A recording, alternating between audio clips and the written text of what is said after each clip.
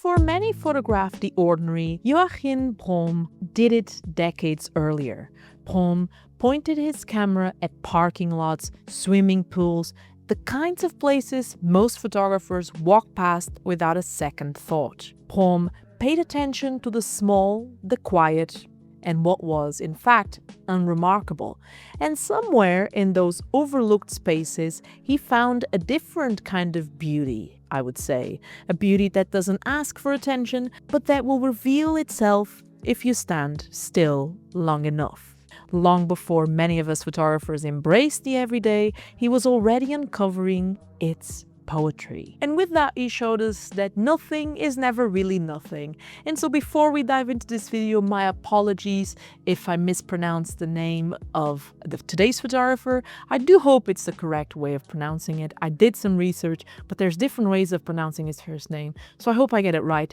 But anyways, we have a lot to see today, including this beautiful book, Two Rivers by Joachim Brohm and Alex Sof, which I bought it for different intents and purposes at first, but I decided to include it in this video since I'm going to be talking about the work of Joachim Brohm, a photographer that I think that focused on the ordinary before it was cool. So grab a drink, make yourself comfortable, and let's go straight to another video.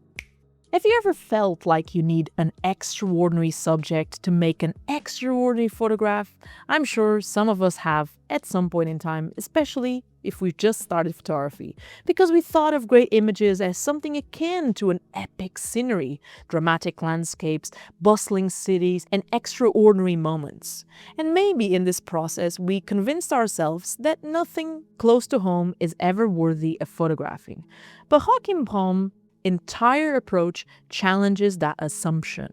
In focusing on the ordinary, this photographer reveals an important truth. Most of our lives unfold in familiar and overlooked spaces, and by waiting for the extraordinary, we risk missing the real stories around us and the essence of life as we know it. Speed also is another trap. In a world obsessed with capturing more, moving fast, it's easy to rush past what's right in front of us. Brohm's photographs, however, refuse that pace and have always done so.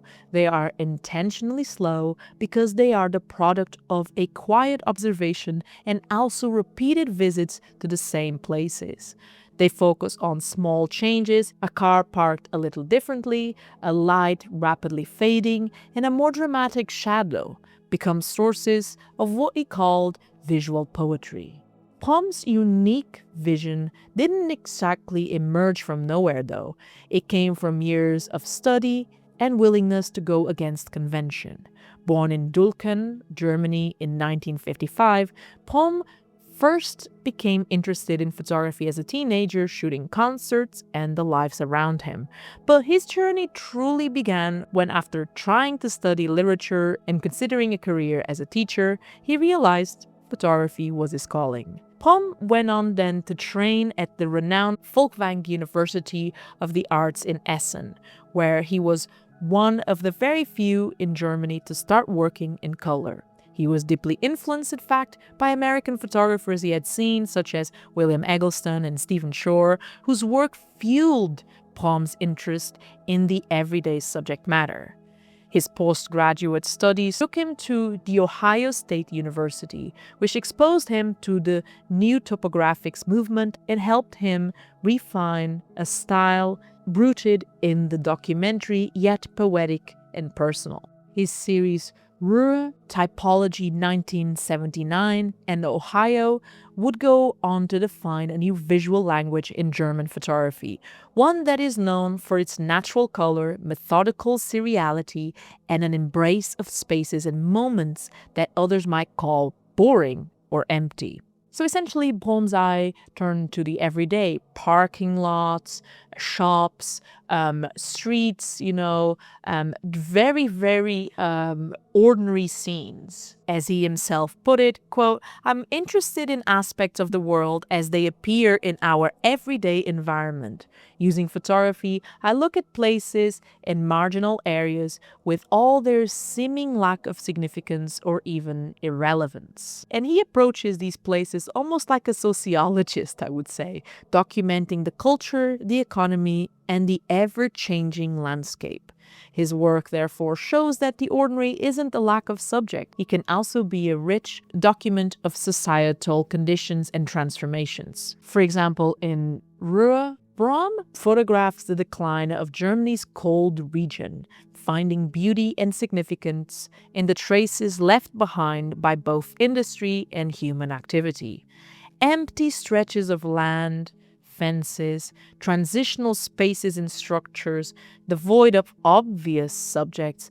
It's what appeals to this photographer, I believe. He's fascinated by the atmospheres that these places have, the psychological weight of emptiness, and the subtle cues of human presence. And through restraint, and I would also say a thoughtful way of framing, Brohm teaches us that the nothing is never truly empty, but rather an invitation perhaps to look deeper and see the environment as a mirror for our intentions or other ideas. As the photographer explained, the process itself that this work entails is important because the photographs develop from the experience of seeing and not from a single moment. He advises careful selection of images because an individual photograph should be chosen very carefully since it gives perspective for other images behind it. And another interesting aspect and a reason as to why I wanted to bring this photographer to the channel and explore his work is because I find a very intentional slowness or slow pace with this photography, not just from the perspective of the images that he produces, of course, but how he works, which is very contrary to what we see in today's world. In fact, his work or his workflow is very rooted on patience and visits to the same places, time and time again to see what has changed or really observe these slight changes in the environment. When we look at his photos in sequence, the rhythm of his photography really matches the speed of walking, almost like if we were taking a walk ourselves, very deliberately, very unhurried. Brohm described his method as a visual language of complexity, and his goal is not just style, but presence and actually change. Through this photographer, I think we can understand that slow photography isn't just about taking fewer pictures, it's about patiently noticing more in the spaces you already inhabit. All in all, I would say that looking at Brohm's career, from student photographer resisting to trends to professor and artist developing his new style, reminds us that innovation isn't always about novel or novelty. Sometimes it's about being patient and open to see something with a fresh perspective.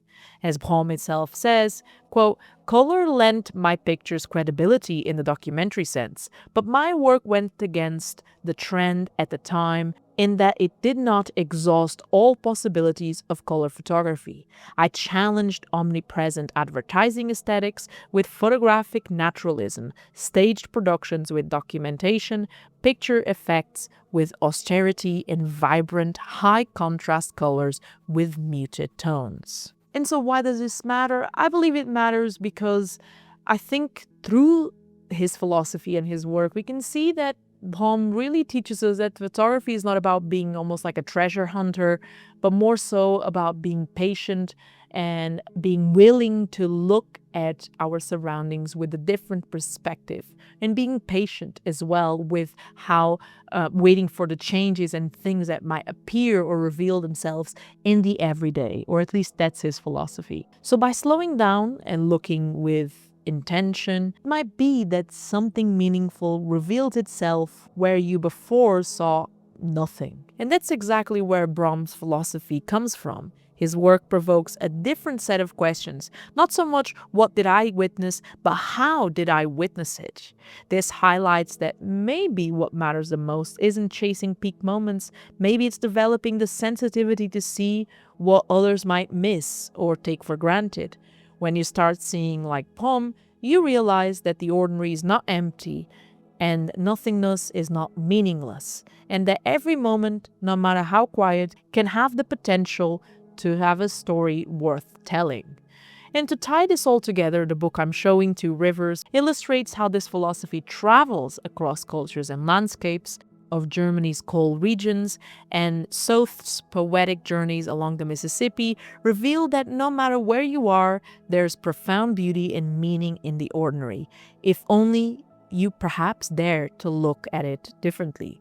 So their images form a dialogue, each offering new ways to appreciate what's right in front of us and remind us that the whole story, the motive, is there for anyone that's perhaps willing to see it. And anyways, this was today's video, and this is the book again that I'll be leaving links to down below if you're interested. I hope you enjoyed this video. It was a bit of a different video. As always, I try to bring different photographers, different perspectives here on the channel.